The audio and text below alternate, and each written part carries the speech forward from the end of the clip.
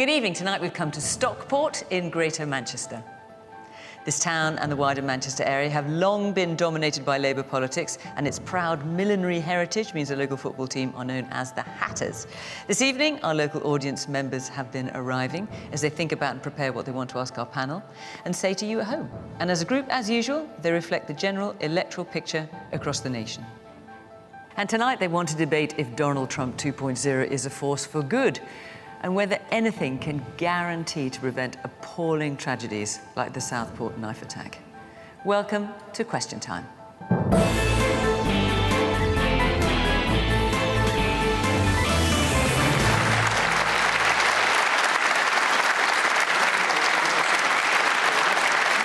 the panel from the government is Lucy Powell.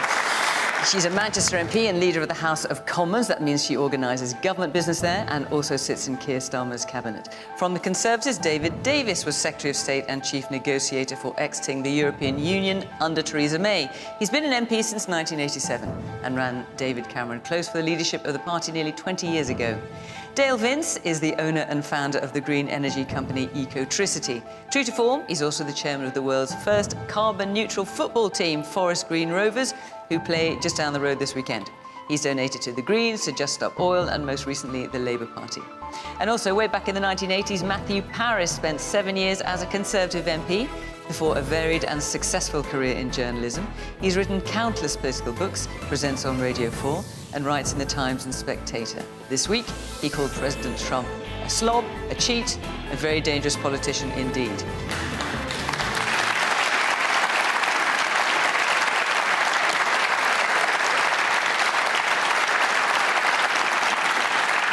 Good evening. Welcome to our panellists, welcome to our audience here in Stockport. Very nice to see you. And of course, welcome to you at home. You can join in the conversation on social media, or, you can just sit back and watch. Up to you. Let's take our first question, which is from Nick Hursthouse. What steps should we take to prevent tragedies like the Stockport attack from happening again? Well, we have been listening, I'm sure, I speak for everyone, listening with horror to what has been said in court today at the hearing deciding the sentencing of Axel Rueda-Cubana. I just wanted to say the name of the girls. So I thought that was important. So that's Elsie Stancombe, who was 7, Alice da Silva Aguiar, who was 9, and B.B. King, who was just 6. Let's not forget them in this whole conversation. So what steps can we take to prevent tragedies like the Stockport attack from happening again? Lucy, how do you find someone like Axel Rueda-Cubana? How do you stop him before he takes action like he did? Well, I'm really glad you mentioned the girls' names, because I think that's the most important thing for us to remember on a day like today, that those 3 young girls innocently attending a dance class that all our daughters could have been attending, brutally and horrifically murdered by somebody who had planned it and intended to do it and had researched it, and all of the horrific things that we have heard about since. It doesn't bear thinking about for any one of us, really. And our hearts go to the families of those affected. And I don't think words, on a day like today, I just don't think words can really describe how horrific that is. And we all absolutely share the pain and the anger wanting answers. And absolutely, the families need answers. So here we had Rueda-Cubana. Let's just summarise here, because there's a number of times where he came to people's attention. He was expelled from school. He went in with a knife. He then went back and tried to hit another pupil with a hockey stick. He was brought to the attention of Prevent, which is a government is set up by the government to try and establish, who is likely to commit a terrorist act and to stop them. The police went to his house 5 times, I think. So, but nonetheless, he still did it. How can it be prevented from happening? What could have happened to stop it, if anything?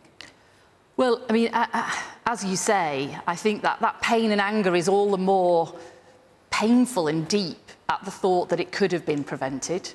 And were there steps that could have been taken more strongly or more effectively I mean, Matthew's shaking his head, but do you think there were steps that could have... I think that, well, clearly, I think there probably were, and that's why we've got this public inquiry to get those answers, and we're also had a review already of Prevent, and some of the findings of that will be published now the sentencing has happened. And I think you're right to say, someone doesn't become that vile and evil with that intent and having done that overnight. It's something that happens to somebody over a long period of time, and there were many occasions where that was flagged. Was it flagged high up enough? Were the dots joined enough? Was there the right analysis about his intentions and all of that, and making sure that that doesn't happen again? Why could he buy knives so easily online?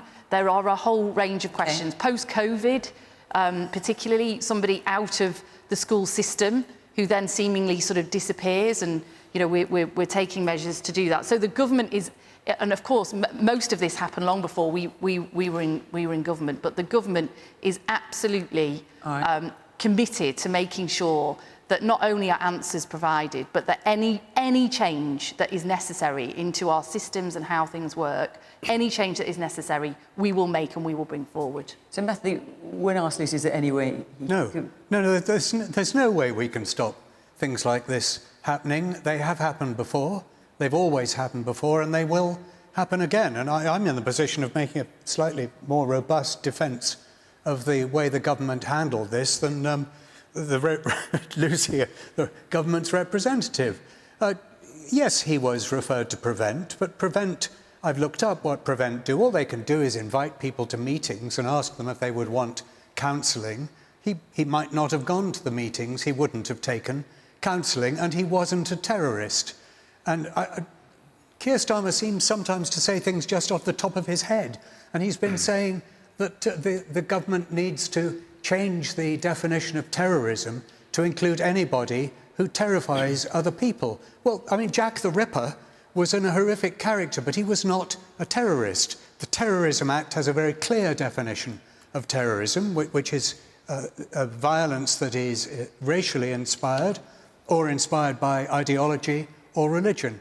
I think he was none of those things. He may have looked up online for some Al-Qaeda thing. His parents were Christians. He was a crazy butcher, and he was a psychopath. And there will always be such people, and there's a limit to what we can do to stop them. Okay. Right here. Yeah. I think it's fantastic that we're having another inquiry, but we just seem to have so many inquiries. I just want to know when we're going to start seeing more action than reaction in politics. And what action, in terms of specifically Axel Cubana and the question that's being asked, what could be done to prevent something like that? Is there anything that you can see from what you've heard? I think it's very, very difficult. Do we start monitoring absolutely everybody? That unfortunately there are bad people in this world, but maybe misinformation that's on social media, perhaps, I don't know, some kind of regulation. I think that social media companies need to give more input and, to basically weed out these people that are actually providing the misinformation in the first place, perhaps. Okay. A woman here in the front. On a more practical level, everyday speaking, I would like to see more police presence on the streets.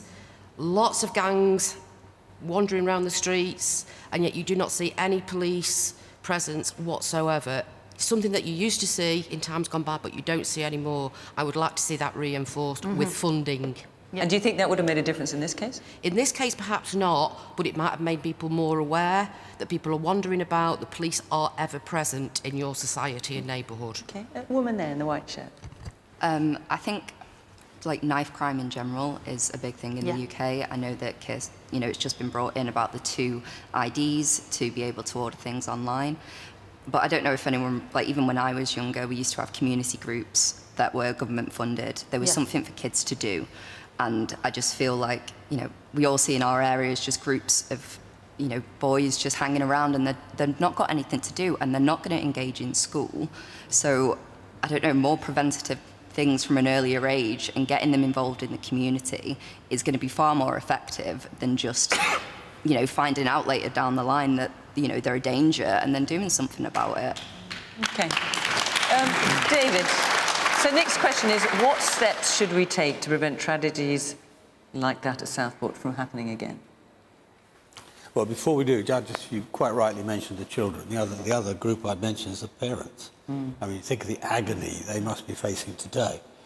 Now, Keir was wrong when he said this is a new manifestation. As Matthew said, it's been going on. Joe Cox, David Amis, the Finsbury Park mosque, or really, really long time ago, Dunblane. Yeah? Now, we could do something about Dunblane because Dunblane was a gun crime. It was similar. It was children in a school, but it was a gun crime, so we took away the access to guns. We've tried to take away the access to knives, but at the end of the day, we can do something on that, but we can't do everything. How do you deny a psychopath a knife? He can make his own, frankly, if he needs to. So this is much more difficult, and it's much more difficult than conventional terrorism. How do we catch conventional terrorists? Essentially, we do it by finding out when they talk to each other. You know, it's intercepting that. A single killer doesn't talk to anybody. So really the only thing I think that one could do is to try to make prevent more effective. Now, in this particular case, there were 3 possibilities along the way, and we see this time and again. But the reason, just to be clear what you're saying, because the reason, as I understand it, that he didn't meet the prevent criteria is that he didn't subscribe to any particular ideology. In fact, the judge said today, and the judge obviously having listened to all the evidence and seen it all, more evidence than we have seen, he said he must accept no evidence that Rudy Cubana had any terrorist cause. So how would prevent in that case be useful? He was somebody, I mean, look, he had an Al-Qaeda manual at home. He had made rice in at home. You know, yes, but he looked into all sorts of things. He looked into the IRA, he looked at MI5, he looked at cartoons lampooning Christianity, Judaism, Islam. And I'm an officer in Prevent, and I don't take any of those on board because the 3rd element in the 2001 Terrorism Act mentions ideology, race, and attacks on race and ideology in the state. So what do you think? So let's say Prevent do take him on, because the fact is, let's face it, from what we've seen, it is so horrific, and I'm sure every single person here would dearly love to think there was an answer to stopping something like this happening again, but it's clearly complex and difficult. With Prevent, let's say they did accept Rudy Cubana and say, right, you totally meet our criteria. What then should they do? Is it a question of following him everywhere? Is it a question of trying to there's a reference to the so-called the contest stage, the next stage in the process. But in the final analysis, if somebody's a dangerous psychopath and you can detect that, you end up sectioning them, is what you do. He's been convicted, but not under the Mental Health Act. So presumably the decision we're saying is that you're asking crazy. What can we do, all right? Matthew's right. We cannot protect everybody all the time from every danger. But if you can't section them because they don't meet the criteria for being mentally ill, but you do think they potentially could be violent but haven't done anything yet, then what do you do? We don't have in front of us every detail of what. Yeah, but just in principle, what do you do in a case like in that? principle, you have to check whether you think somebody's dangerous. That's the simple. And if they are, lock them up, even if they haven't done anything yet. No. There are a whole range of things that Prevent then triggers, right? So you start that process underway, and at some point somebody will come to. I mean, look, his own father stopped him going to a school. His own father knew something was wrong. The school he'd been expelled from. So there's that. But there's one other thing, if I may, and it's this. We have to think very, very hard about the system we have now. I mean, I think it was Basu who actually said, be very wary of defining people as terrorists. Neil Basu of the Metropolitan Police. When they're psychopaths. One of the problems we have now in the system is that we send violent criminals to prison where they often join Islamist gangs. And it ends up as a recruiting mechanism. So we have to think about all of those mechanisms in the system too. So we cut this off before it gets further. All right. I'm going to come to you, though. I'll just hear a bit more from the audience. Yes, the man in the middle with you got top on there, yeah. Thank you. I think it comes down to resourcing, and I think it comes down to identifying the triggers as well. So you mentioned earlier that there'd been a previous history within a school of carrying a knife, an attack on a person at that school, police visiting the address on a number of occasions. They're all triggers that indicate something. and the proposed Children's Wellbeing and Schools Bill that's currently with Parliament, there's elements of that from a safeguarding perspective that is bringing together that multi-agency approach.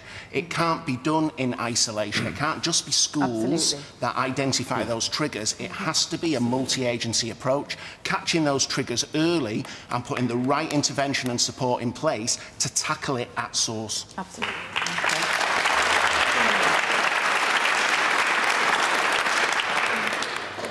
You mentioned his father and the fact that he had recently, only the week before, tried to stop him.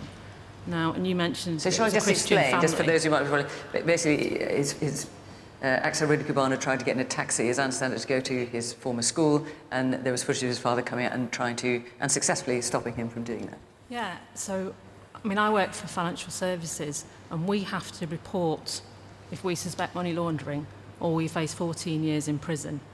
That the child safety bill that went through recently, there was a point in that where you're going to have mandatory reporting. Yeah. Maybe that's where we need to go down, and the parents need to take more responsibility. They found stuff in his house where the family lived, so they obviously knew that something was wrong. And I think there has to be more responsibility for the parents in all of this. Obviously, we know next to nothing about the parents at this stage, so you know, it's very limited as to what we can say there. Dale? Yeah, I think the discussion so far has kind of overlooked what I think to a large degree is the root cause, or a big contributing factor, which is social media.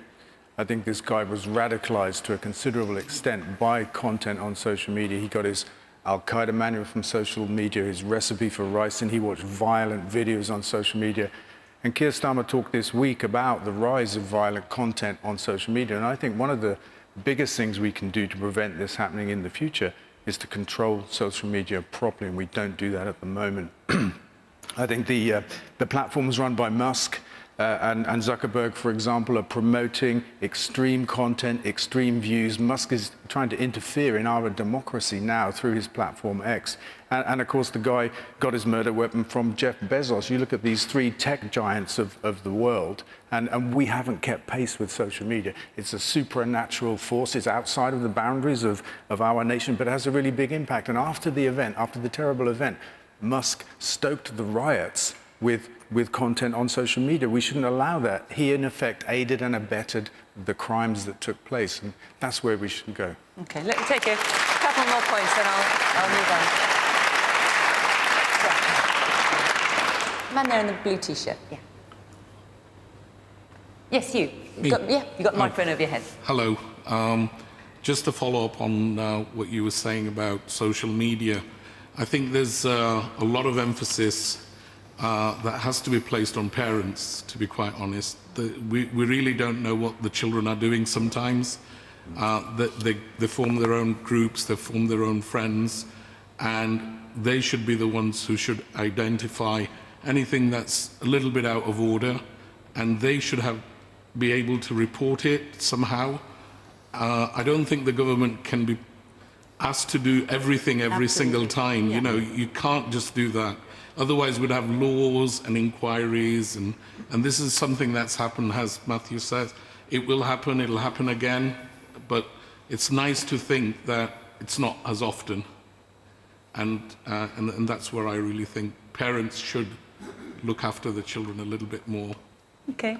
Young man in the glass, a bit further forward. Young man in the glasses with a white T-shirt, yeah. Hey, I agree completely with what Dale has said there, but with, you know, people like Elon Musk and Jeff Bezos controlling these social media platforms, and Mark Zuckerberg saying that they're going to get rid of fact checkers and filters on social media, how can we as a country, and how can our government kind of put our own barriers to social media? OK, I'm going to move on. Before I do, let me just come back to you, Matthew, because you are the sort of person on the panel that's saying, look, frankly, you're not going to be able to stop people like this. Are you convinced by anything you've heard? Yes, some very useful suggestions have been made, especially about social media, and I don't disagree with them. But I simply ask myself, in a population of 60 or 70 million people, how many thousands, perhaps tens of thousands of people are there, out there, who, were they to commit an act of awful butchery, we wouldn't be saying about them, well, the signs were there. They did this when they were young. They did that when they were young. We simply can't monitor all these people, and we can't lock people up until they do something. Can I make another point? Yeah, very briefly, because I want to move on. We spent a long time... I'll come back in. Really brief, David, and then Lucy. Long time on online safety last time. Hang on, I can't let you all back in. But still, after that, we have online an Al-Qaeda manual, somehow. I think it was some kind of academic study of an Al-Qaeda manual, but, frankly, that's a nicety. Very briefly, Lucy. But look, I think we do have to take measures, whether they be preventative, so making it harder for people to buy knives, making it harder for people to access material on the internet, on social media and sharing that and so on, whether it's interventionist, multi-agency approach, seeing those flags, what steps we put in place, knowing where children are when they're supposed to be at school and they're not. You made that point, yeah. And all of those things. So, of course, there are many things that happen that our security services prevent, schools and others prevent from happening every single day. Horrors that could happen. I hear about some of them now. I'm in government. But we do have to find answers, and we do have to look and make sure that we are taking every possible step across the range of those things. All right. Could I just say, sorry, how do we control the tech giants and social media? Make them responsible for their content. Okay. Hey. All right. Unsurprisingly, lots of you obviously asked about the horrors of the Stockport attack. Lots of you asked about in this next question as well, which will become clear in a moment. Before I go to our question, let me just tell you that next week we are in Melton Mowbray in Leicestershire, and the week after that we head to Glasgow. So if you'd like to come and be part of the audience in either of those two places, you live in them or around them, go to the Question Time website, follow the instructions there, and hopefully I shall see you in the audience. OK, let's take our next question now from Mark Doherty. Yeah. Did God save Donald Trump to save the world? Lots of questions about this. So, yes, if you remember, Donald Trump said, God saved my life for a reason, to make America great again. And he said also that he thought he could make the world great again as well. David? I don't think God's taking advice from Donald Trump. No, God didn't save him, but the bad marksmanship saved him in terms of the rifleman. But Trump's an interesting character. I mean, if I were an American, I would have had to spoil my ballot paper last time around. I would be a Republican, but I wouldn't be a Trump Republican. But Trump's an interesting character because for all the things we think he's crude and coarse, as he is, and he's a bully, as he is, on the one hand, would we have got to the situation in Israel without him? Would we have a chance of stopping the Ukraine war and the mass killings there without him? I'm not so sure. So I have to be a bit careful in my thought process about what I think of Donald Trump. I don't like him, but I have to think, what's his impact on the world? Because he is the most influential person in the world. So I don't think God intervened, but I think we have to consider the consequences. And do you think his term in office will be a positive one overall? Probably not. But as I say, it's really difficult. Who could have done those things? I mean, even frankly, even his attitude. I mean, I'm a free trader, a complete dyed-in-the-wool. I was around with Gladstone. I was a free trader. But even his view on tariffs might have some point in dealing with China. So it's difficult to know. Okay. Yeah. Dale. Yeah, I think in that case, David, you're not a free trader if you think we have to do something about Chinese trade, because it always seems to me that America is for free trade while America dominates trade, and as soon as that changes, then they want other rules. Did God save Donald Trump? Is that the question I really... Well, did God save Donald Trump to save the world? To save the world. It's basically, do you think Donald Trump's going to be a good thing or a bad thing? I mean, that's the general gist of it, I think it's fair to say. I think he'll be an entertaining president. He was the first time round. I think he's gone he's doubled down on himself this time round. He wants to subsume Canada. He wants to own Greenland. He wants the Panama Canal back. And he's threatening a trade war with everybody. He hasn't solved the Ukrainian war issue yet, David. I don't think that he will, actually. And I don't think he was the single cause for the ceasefire in Gaza either. Joe Biden claims a lot of credit for that as well. But America is arming Israel and is actually behind the genocide that's taken place in Palestine. So I don't think we can give any credit to any American president for a ceasefire in Gaza, actually. I think Donald Trump will try to resist the tide of renewable energy and the green economy, and I think he'll fail like King Canute. He talks drill, baby, drill, which is, you know, he's talking a good game. He's like a talk, baby, talk president, because in his last term, he issued less licenses of oil and gas drilling than Joe Biden did in his last term.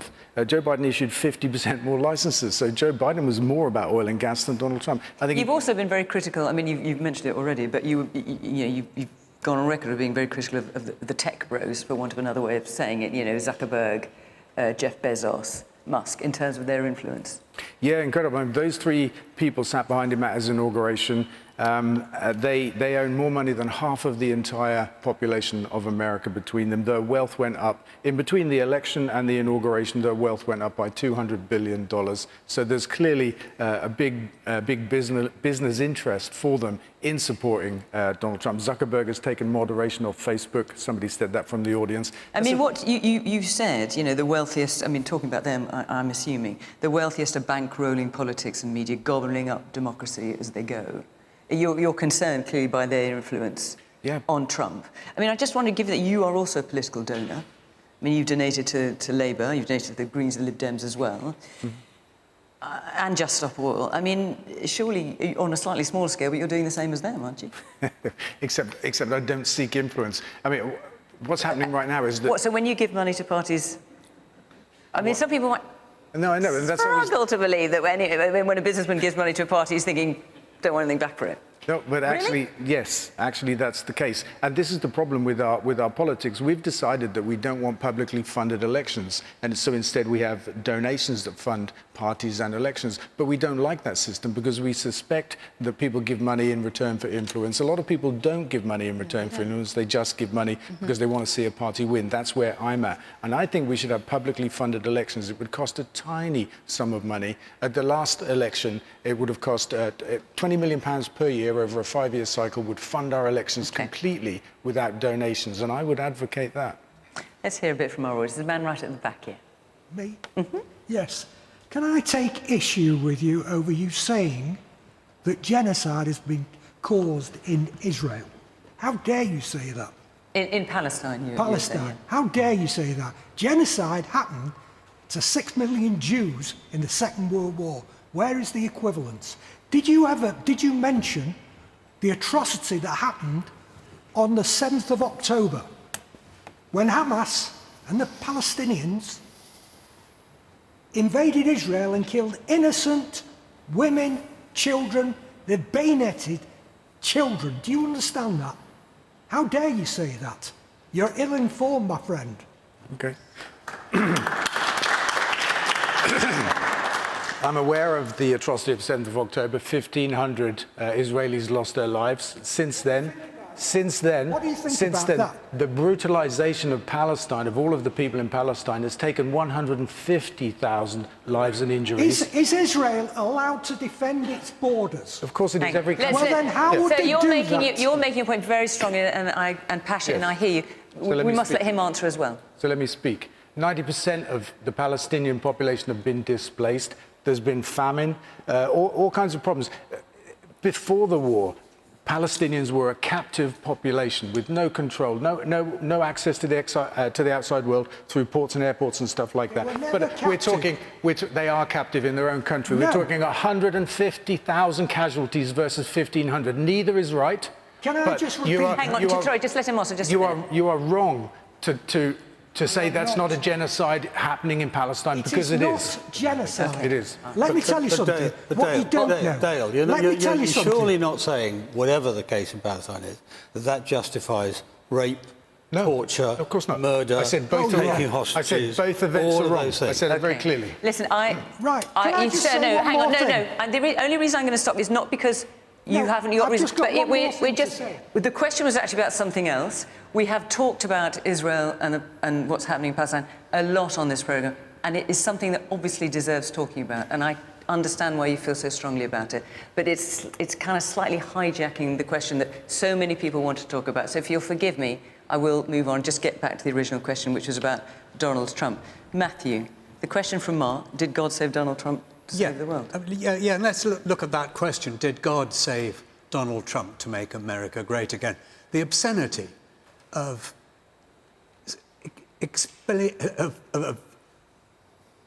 claiming that God has saved your life on Martin Luther King Day, when God did not save Martin Luther King's life, but he was...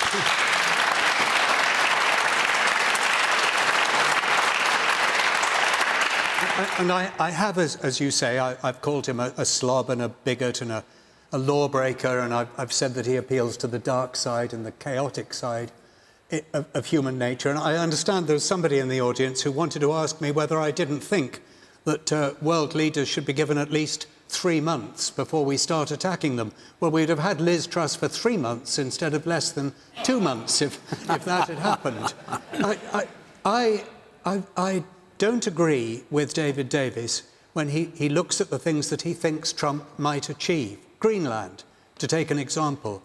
There's a deal to be made between the United States and Denmark about Greenland, a deal that I'm sure the Danes would want to cooperate in. But to claim that he's just going to take over Greenland actually makes that deal harder to achieve. The Green Revolution, for instance. Now, some people seem to think that climate change isn't happening. I think Donald Trump thinks that climate change isn't happening. His approach just makes things more difficult. So, as a man who tends to divide people, who tends to set people at each other's throats, and who tends to insult people, and who tends to overstate, I don't think he will achieve even his own goals, some of which are quite good goals. There's quite a bit of Trumpism that's right, but Trump is not the man to achieve most of Trumpism's goals. And do you think the government, we've got Lucy here, the government is being very cautious about what it's saying about Donald Trump and being careful not to be critical? Of course. As it obviously has been in the past, when not in power. Do you think that's the right approach? Yes, the government... I'm a columnist. I can be as rude as I like about anybody. There are no consequences for me. If you're the Prime Minister of this country, if you're the Foreign Secretary, you have to bite your lip quite a bit.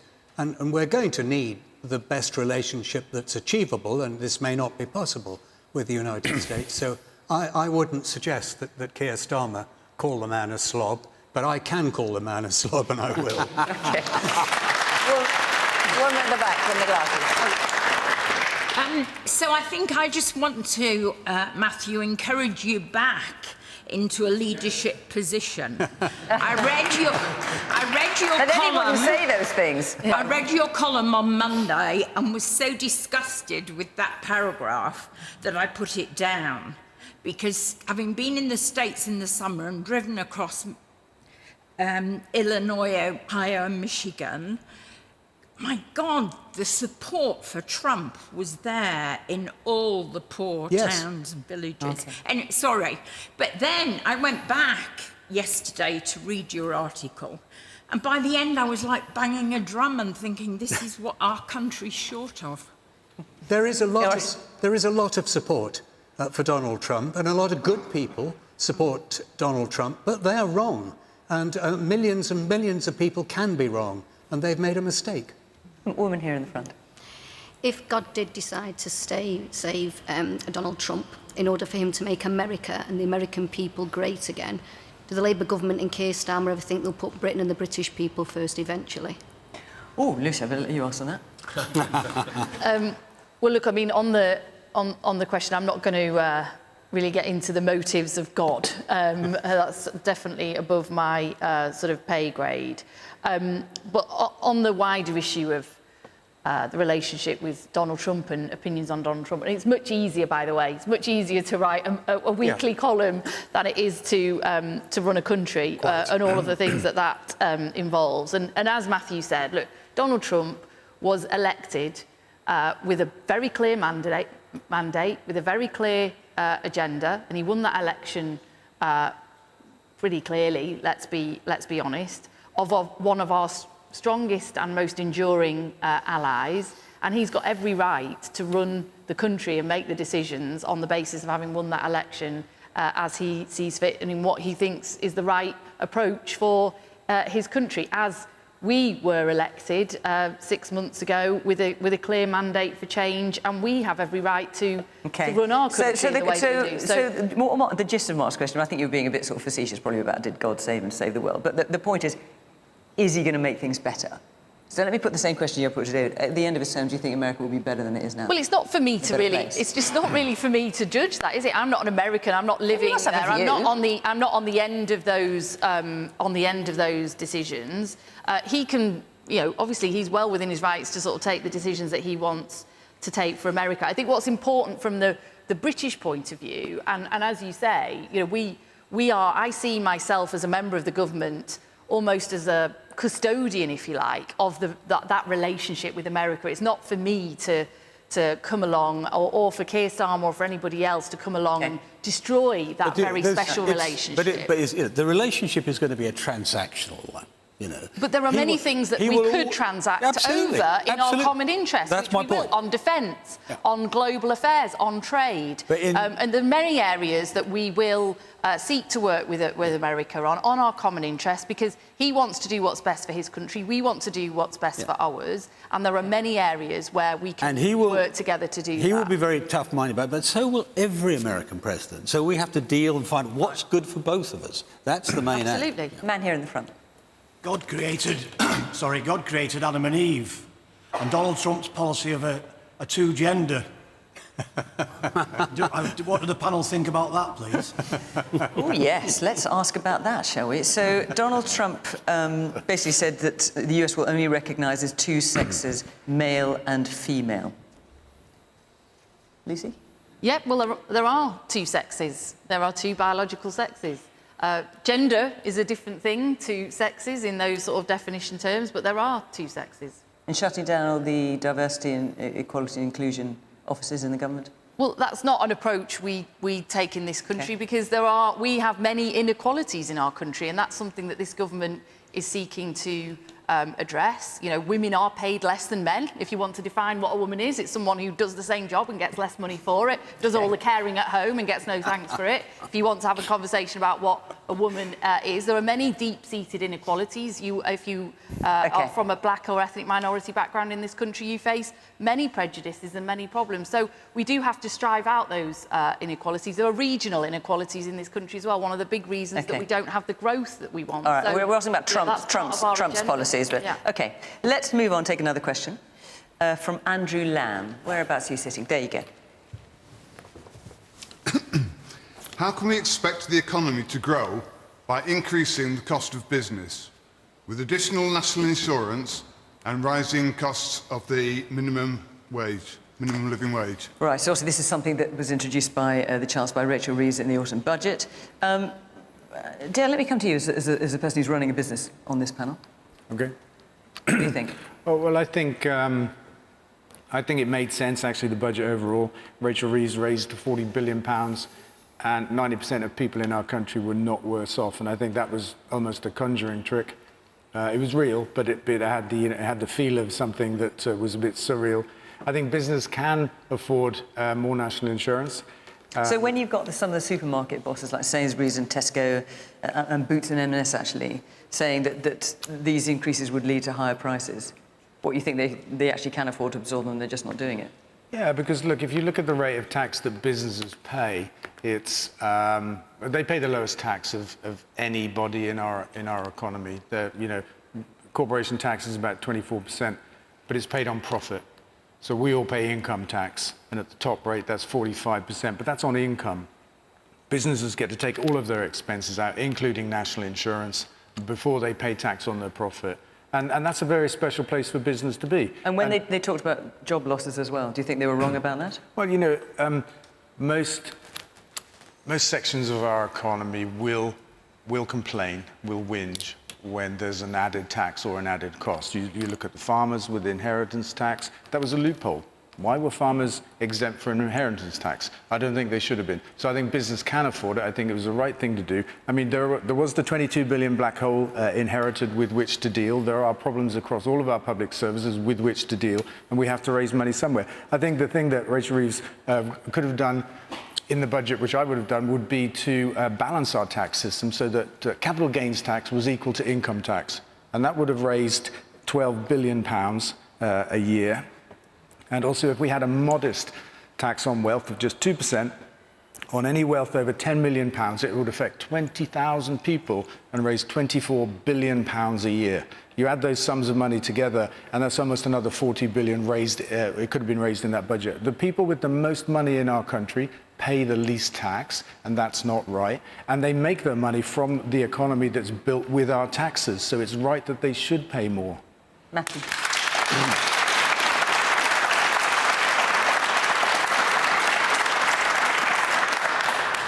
Well, I'm old enough to have seen through these cycles many times over. We've just got another soft socialist government. They're not bad people. They probably mean well. They don't really like the profit motive, but they realise that they can't do without it if they want growth. They prefer the public sector, and they prefer things being done in the public sector than through private enterprise. And they're really reduced to almost to paralysis, to standing around on the margins of things, fiddling a bit with this and fiddling a bit with that. Rachel Reeves has made a few mistakes. I thought the way she handled the winter fuel payment thing was brutal. She could simply have taxed people on the winter fuel payment. That would have been fairer. And obviously the national insurance employers' increase is going to cause less employment. Nobody really can seriously dispute that. But again, she's not a bad person, and they inherited a pretty bad economic situation from the last government, from the Conservative government. So I just feel a little bit dismal about the whole thing. We're not going to grow as she hopes. She doesn't really have the instinct, I think, to help make the economy grow, and we'll just limp along for another 4 or 5 years, complaining bitterly and getting nowhere. Sorry to sound so depressing. But I remember when the minimum wage was first proposed by Tony Blair, and businesses and the Conservative Party said that it would cost jobs, we'd lose jobs, and it's become a part of our life now to have a minimum wage that always goes up. So I disagree with you that this will cost jobs. Okay, woman with the dark hair and sort of in the middle there. Yeah. Question for Lucy. If you're not able to answer the question about whether America will be great again after Trump's term, can you answer whether Labour are going to make Great Britain better after Labour's term? Well, it would be surprising if she said no, given that she's representing the government. I hesitate to say, but let me just get a couple more points and then I'll come to you, Lucy. The woman in the red, you've got a red top just behind you. I feel that whatever has been done by the government regarding people like Sainsbury's, they pay this, that and the other, they are multi-people. They've got loads and loads of money. Those little tiny small businesses who want to expand and want to employ those couple of extra people are not going to be considered. They're going to lose out. Woman here in the pink shirt. I work for a limited company, but it's a social interest, community interest company, delivering NHS and public and local authority, so public sector contracts, public sector prices, and won't be exempt from any rises in national insurance or minimum pay wage. So although the public sector bodies may well get some support, companies such as myself who are delivering those services, subcontracted, won't. Is there a... How many people do you employ? 4,000. Oh, so you've got quite a big... And how, have you worked out, how, are you able to absorb the costs, or are you going to have to do something like lay people off? Or? Yeah, there will be structural changes we'll have to make. It's a 1.4 million impact from national insurance estimated. And we deliver community nursing services. It's a community interest delivering healthcare. So when you say structural changes, what do you mean? There will have to be changes to the model in which we work, the affordability of the contracts we can deliver for the NHS and local authorities. Is that what you... Do you think that's what Rachel Reeves had in mind? Well, look, there's two. I'll come to your specific case and then I'll take some of the broader points. The reason I was asking how many people you employ, because the national insurance changes that we've brought in, 75% of that income is raised from the largest 2% of businesses. 50%, half of businesses, will pay no extra national insurance, or in fact many will pay less. And but you've got a specific, you've got a specific example here. Well, then on someone who's in a company which is providing things you could argue for the public good and is going to be affected. So is the message to her, well, someone was always going to be affected, tough luck, or is that not what you intend? Yeah, and obviously on the NHS sort of contract point, part of the a huge part of the money raised has gone into record levels of investment into the National Health Service, which will of course feed its way through to all the services that the NHS provides, whether that's nursing, whether that's social care, whether that's GPs but in terms of her company specifically. Yeah, so that's what I've just said about her company specifically in terms of her contracts from the NHS. But look, there's no question. So what should go on? What were you going to say? We are commissioned through our the NHS commissioning bodies. Yeah.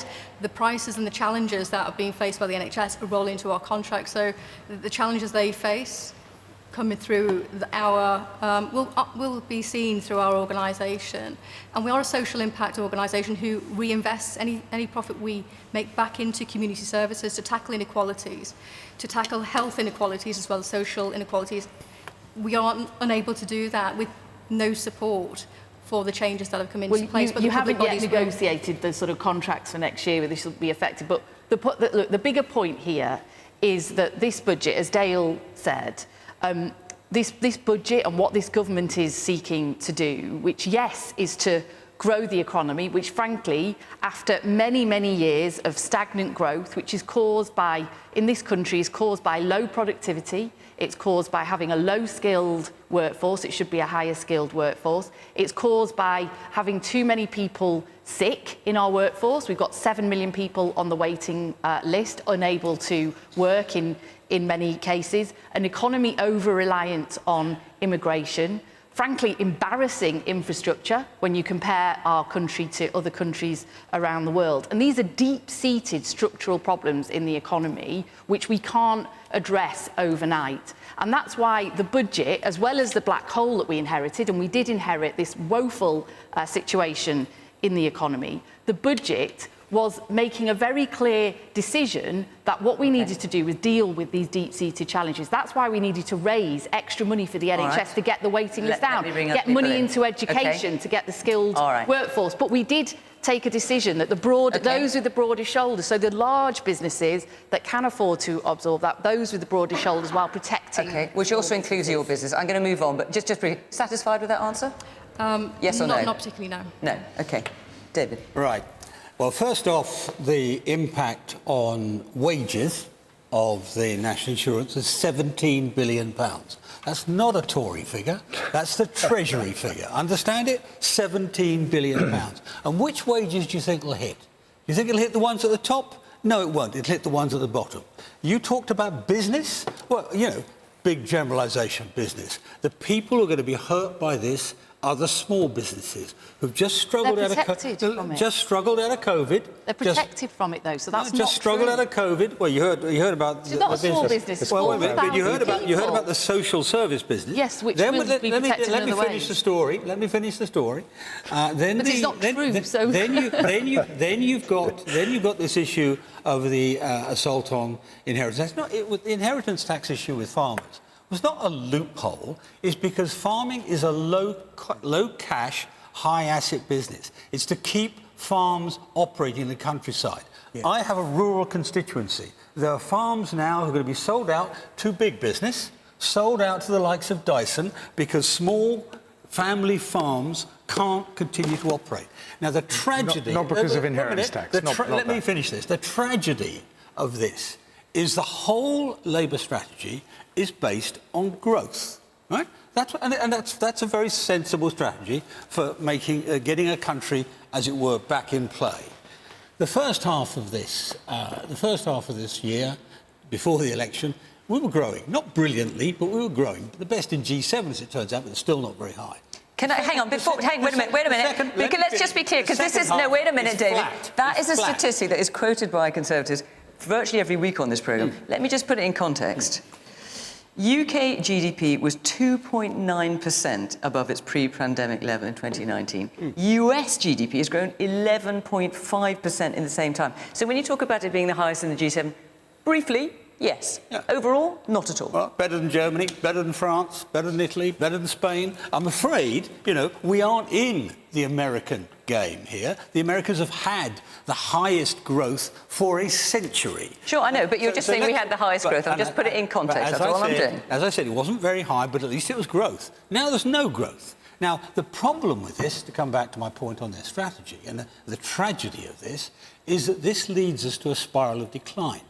Because next time round, you know, the Chancellor, Rachel, is going to have to find money to cover the costs that are not covered by growth. And so we'll have more taxes. And so we'll have even worse growth prospects. And that's not going to fall on the rich. It's not going to fall on the big corporations. It's going to fall on the ordinary people just above minimum wage. And that's the tragedy of this budget.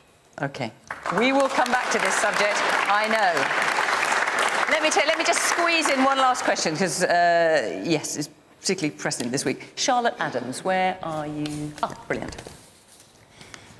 Is Lord Stuart Rose correct in saying that working from home has put work practices back 20 years? Should we all go back to the office? Right, so Stuart Rose, former boss of Asda and M&S, of course, used to speak to the BBC, and he said working from home is creating a generation of people not doing proper work and contributing to the UK economy's general decline.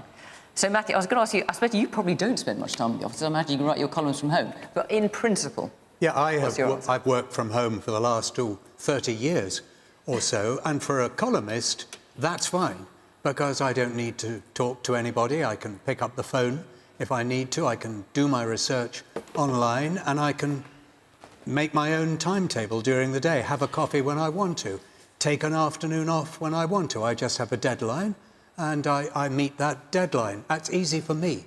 But if I work in a business which is collaborative, where you have teams, where people want to talk to each other, pop over to somebody else's desk and ask them a question, where you get a sense at the workplace of what's going on, what the company's doing, and you learn to meet your colleagues and get to know everyone, where you need something collegiate, I don't see how that can be achieved by working from home.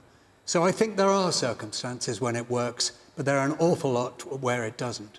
And also lots of jobs clearly where people cannot work from home, let's not forget. Dylan. I think I disagree with Stuart Rose. I think that's wrong. I think it's a very old-fashioned, retrograde attitude. We experienced work from home to its ultimate extent during the pandemic, and that was a real shock. In my company, everybody went home, and not everybody could work, and so there was furlough and stuff like that. And what we found is that there were people that didn't like working from home at all and wanted to be in the office. There were people that didn't like working from the office very much at all and wanted to be at home. And then there were people in the middle. But as we came back from the pandemic, people's experience of working from home changed their attitude to where they wanted to work. And people have begun to, or did begin to come back into the office because they missed the experience of being amongst colleagues and actually found that there were certain times of times of the day, there are certain events where you need to be together, and then there are times when you can just work from home. So what we found is that actually what we need is a balance. People able to work 2 or 3 days a week, perhaps from home where the job allows it, and to come into the office when they want to. But our experience of it is that people now increasingly want to come back to the office for the experience of being in the office, but they really appreciate being able to be at home a day here or there because of the difference that makes the quality of life. I prefer it myself. OK. Man there in the pink shirt with the grey top. Yeah, I agree that there are some downsides to working completely remote, mainly, you know, it can be harder to make friends in the office. If you're new at a job, sometimes you can learn quicker if you're working next to people. But for the most part, I think there are huge benefits to working from home. Yeah. Personally, I've got a master's degree, so you'd think I would be fairly high skilled, but I'm in a graduate job that has a fairly low wage. For me to commute to work, on the trains, mind you, I've not got a Mercedes, it cost me around £5 grand a year to commute, and I couldn't afford that. Yeah. So it would cost me around £12 a day. It cost me, you know, like a lot of money to get in there. It's a lot better for the environment, the fact that I'm able to work from home. I'm able to do some household chores when they're needed, whereas if I was commuting, I would have to add a couple hours a day onto my work, and then I wouldn't have time to do anything after work. Isn't it those household chores that Stuart Rose is referring to, I wonder, when he says... But anyway, the woman next to you, do you agree? I actually have 2 separate part-time jobs. One you cannot do from home, and the other one I do from home. I'm sadly unable to work full-time. I don't have the medical strength to do it. But when I'm working from home, there are days when I felt really poorly, but I'm able to work. Which you might not have been if you'd had to go. No, if I had to go into an office, I couldn't physically do it. David? Yeah, when we had COVID, when this first started, really, the House of Commons went to working from home. I hated this, being old-fashioned. I turned up... And I thoroughly enjoyed it. I'm sure you will. I'll come to you in a minute. I turned up every day, or every sitting day. Spreading COVID? No. Listen to the end of the story. I turned up, and it was like attending a parish council in a palace. You know, there were 12 of us, so we're nowhere near each other, around the chamber. There was a limit on who could sit in the chamber. The House of Commons failed completely to do its job. Many of the failures during COVID were because the government wasn't held to account by the House of Commons being there. Now, that's a rather special case. But before I was in the House, I was in business, right? And I started off at the bottom, as we all do. Now, some people, of course, can't work from home. The shop workers, the factory workers, and so on. But even in an office worker, you know, there are lots of things that are not dealt with in a meeting on Zoom. You know, you're talking to your colleague over the, you know, by the coffee machine or the water cooler. Things you learn from the person in the next desk. People you can ask questions to without making a big deal of it. It's really, really important to a productive economy that most people work in an office. We haven't got much time left, Lucy. I must come to you. Can I just point out this rather fabulous statistic that we found? The number of golf games played during the working week has increased by 350%. Lucy. I rest my case. That's those. Yeah, I'm not going to get into. I'm not going to get into the golf. I'm not going to get into the golf. I think you'd find probably women are busy putting a wash on, but anyway, doing something else. I mean, I think there's no ideology. I don't have an ideological sort of political kind of point of view on this issue. I think Dale gave an excellent answer there in terms of the, you know, there are many advantages and there are some disadvantages. It can be horses for courses. But I mean, what do you think about, you've got a situation, for example, with one particular union, you've got staff at the land registry, for example, saying that they will strike indefinitely after being ordered to return to the office 3 days a week. Do you think that's reasonable? Well, I think it depends on the types of jobs you're doing. I mean, look, one of the advantages... Working in the office 3 days a week, does that sound onerous to you? Well, if you just let me say the point. I mean, one of the advantages, I think, of having more flexibility, and we know that flexibility in the workplace does increase productivity. It does mean that you can retain skilled workers. You're not having churn of workers so much, and you can train them up. But it also means that some jobs don't need to be done, let's be honest, in London and the South East all the time, or where we have high, expensive housing, where we have poor transport, as was already said about commuting in every day. And it has opened up, I've spoken to many businesses, that's opened up opportunities in their business to people who live in Stockport who wouldn't otherwise be able to get that job in the company, because they can now go to the office 1 day a week or for a few days during the month, and they can do many of those tasks at home. So we have great talent in this country that's not just in London and the South East, and this is one of the ways I think we can really spread those job opportunities around the country. OK. Let me just come back to you, Charlotte. I've only got about 20 seconds. You asked a question. What's your view? We've talked a lot about parental responsibility tonight and how important it is for parents to be aware of what their kids are doing. If I had to commit to a long, unreliable, costly commute, my son would see a lot less of me than he does, and so can't have it both ways, really. Yeah, I think it's a good thing. OK, Charlotte, thank you very much. All right, we must end it there. Thank you very much for all of your contributions. Thank you very much to the panel, of course. Fast. And to you, thank you very much for watching at home. Remember, we are in Melton Mowbray, and then we are in Glasgow the week after that. So if you want to be in the audience for either of those programmes, follow the Question Time website, and hopefully we'll see you there. From Stockport, bye-bye.